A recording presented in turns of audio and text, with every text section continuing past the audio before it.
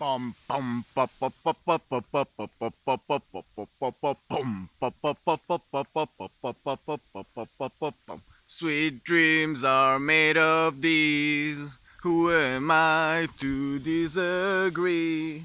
I traveled the world and the seven seas. Everybody's looking for something. Some of them want to use you. Some of them want to get used by you. Some of them want to use you. Some of them want to get used by you.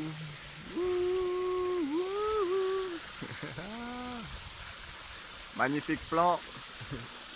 Un peu moins bonne performance vocale, mais on s'entraîne, on s'entraîne. On s'entraîne. Plus on chante, plus les cordes vocales elles deviennent précises et puis mieux on chante. C'est un truc important à savoir pour tout le monde. Donc, c'est jamais trop tard pour commencer. Sweet Dreams, Sweet Dreams. Pourquoi cette chanson en introduction? Eh ben parce qu'aujourd'hui, on va continuer un peu les vidéos sur les rêves.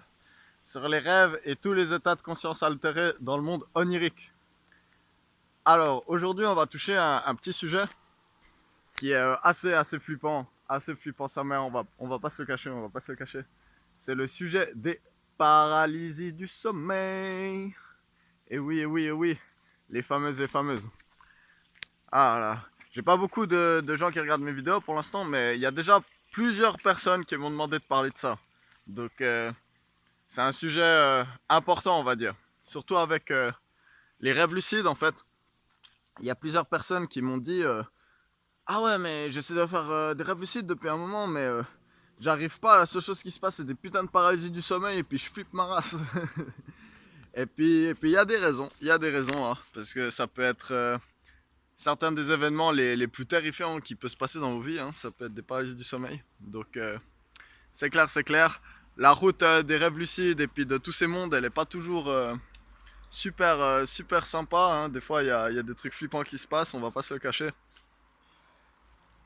Du coup, on va parler de ces paralysies du sommeil. Qu'est-ce que c'est si vous avez jamais entendu parler d'une paralysie du sommeil? Je vais vous expliquer ça assez brièvement. Paralysie du sommeil, en fait, c'est l'état qu'on appelle, c'est un état assez spécial. Souvent, ça va avoir lieu soit juste quand on se réveille, en fait, on se réveille d'un rêve, ou juste avant qu'on s'endorme.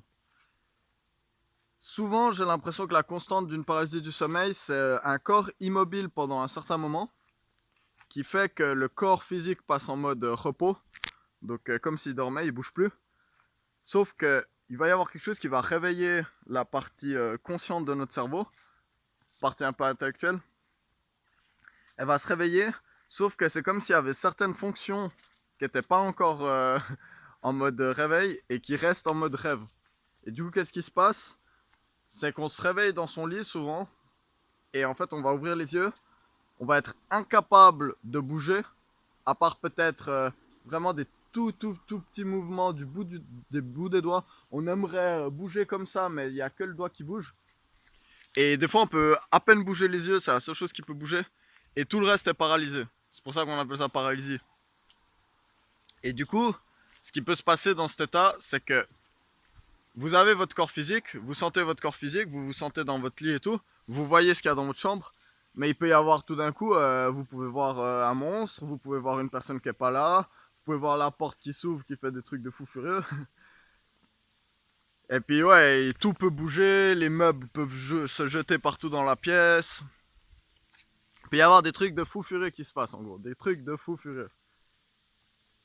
Sauf que cet état il est flippant parce que c'est vrai que contrairement à un rêve lucide, on peut pas se déplacer. On n'a pas notre véhicule astral, on pourrait dire, le véhicule qui se déplace dans le monde des rêves, dans lequel notre conscience s'accroche. Mais à la place, en fait, on est dans cet entre-deux un peu chelou. Et souvent, c'est la merde pour en sortir. Souvent, c'est la merde pour en sortir. Donc, je vais vous raconter quelques expériences perso que j'ai eues avec les paralysies du sommeil. Heureusement, beaucoup moins nombreuses que les rêves lucides pour moi. Beaucoup moins nombreuses. Mais j'ai quand même quelques histoires, quelques petites anecdotes croustillantes. Donc, paralysie du sommeil. j'ai dû en faire pas mal. Des fois, on se réveille, on sait pas trop ce qui se passe, on gère même pas. Mais je me rappelle d'une précisément, la première que j'ai fait que je me rappelle, j'avais 6 ou 7 ans. J'étais dans mon ancienne chambre chez ma mère en fait. Et j'étais sur mon lit à 2 étages avec ma petite sœur en dessous. Et en fait, je me rappelle que je me suis réveillé, j'avais la tête un peu de côté, je pouvais pas du tout bouger. Et en fait, j'ai vu la porte de ma chambre s'ouvrir peu à peu, peu à peu, peu à peu, peu à peu. Et j'ai vu en fait une ombre se projeter contre le mur, avec la lumière du couloir, contre le mur de ma chambre. Parce que le lit est parallèle à la porte en fait, faudrait se dire. Du coup, j'ai vu la porte s'ouvrir, j'ai vu le reflet sur le mur en face du lit.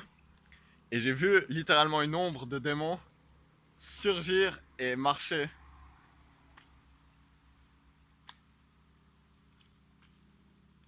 pas par pas, hyper lentement, venir comme ça, s'approcher jusqu'à mon lit et mettre ses mains sous la couette. J'ai senti les mains du démon me toucher. Et moi, je pouvais pas bouger. J'essayais de crier, j'essayais d'appeler à l'aide ma petite sœur, j'essayais de faire plein de choses. Mais il n'y avait pas moyen, il n'y avait pas moyen. Il n'y avait pas moyen. Finalité, je me suis réveillé le lendemain. Et après, je me suis dit, what the fuck, what the fuck. Ça m'est arrivé vraiment pas mal de fois chez ma mère après.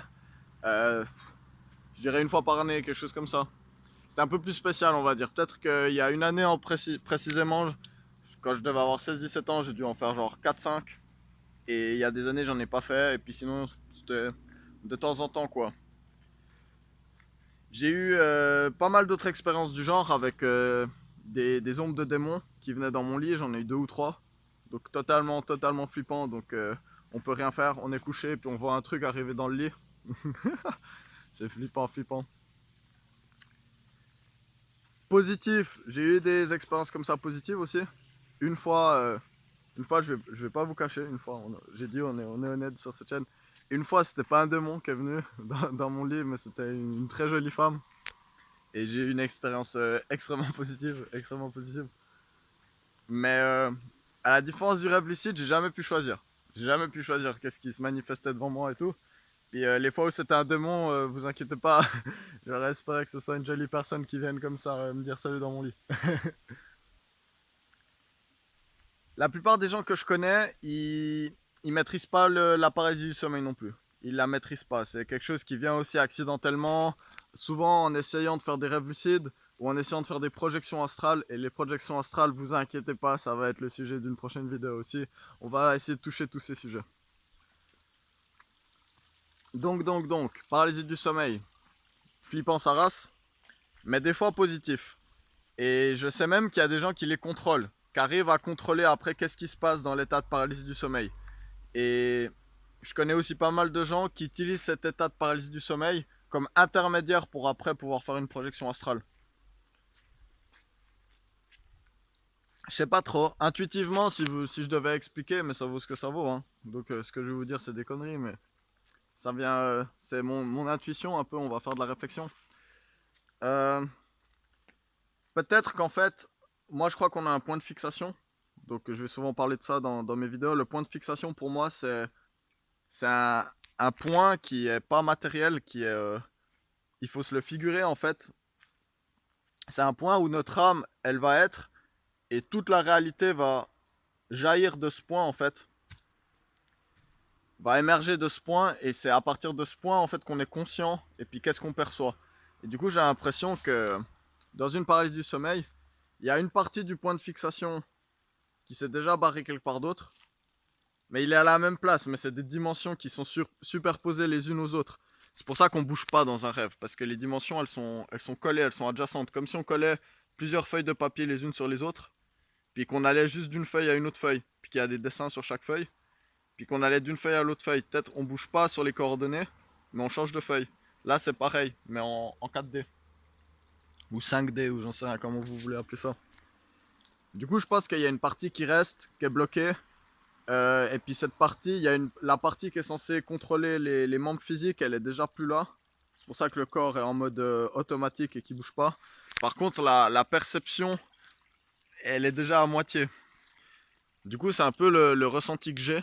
Puis je pense qu'après, des fois, justement, on peut carrément sortir de cet état. Et puis, ben, par exemple, dans une projection astrale, c'est que on a fait passer toute notre partie dans ce monde. Mais voilà, ça c'est juste ma petite théorie, j'en sais rien au final. J'en sais rien au final, qu'est-ce qui se passe. Qu'est-ce qui se passe, et de toute façon, tout ça, c'est un cycle qui est aidé aussi par la chimie du cerveau. Parce que euh, tous ces phénomènes spirituels et mystiques de voyage avec notre conscience, ils sont aidés par un processus biologique chimique ancré dans la matière. C'est pas deux choses séparées, tout est lié, tout est lié. Il y a une connexion entre la matière et l'esprit, ça c'est clair et net et évident.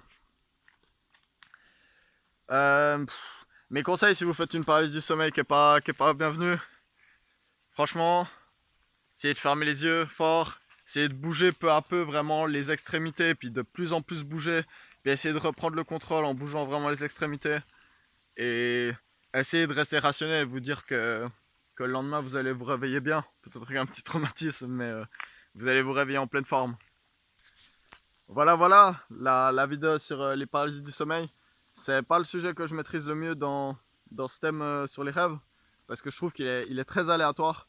Donc, une fois, je pourrais vous ressortir des petites expériences dans les paralysies du sommeil qui me sont arrivées. Une fois, j'ai fait 10 faux réveils suivis de paralysie du sommeil. C'était une nuit sacrément mouvementée. J'ai plein de gens qui ont des témoignages à dire. D'ailleurs, merci pour les témoignages que j'ai reçus sur les rêves lucides. Vous êtes déjà plusieurs à m'avoir donné. Puis c'est vraiment formidable. Je vais essayer de compiler ça et puis on va voir encore comment je vais partager tous ces témoignages au monde. Voilà, la vidéo du jour est faite. Paralysie du sommeil, je vous en souhaite le plus possible désagréable, le moins possible des désagréables. Mais après, voilà, ça fait partie de la route de cosmonaute, hein, psychonaute. Allez, en tout cas, bonne journée à tout le monde. Partagez votre amour, partagez à tout le monde, partagez aux gens que vous aimez, dites-leur que vous les aimez, prenez soin d'eux, faites-leur des bons massages, des bons petits plats, et n'oubliez pas de leur dire que vous les aimez. Allez, ciao ciao les amis.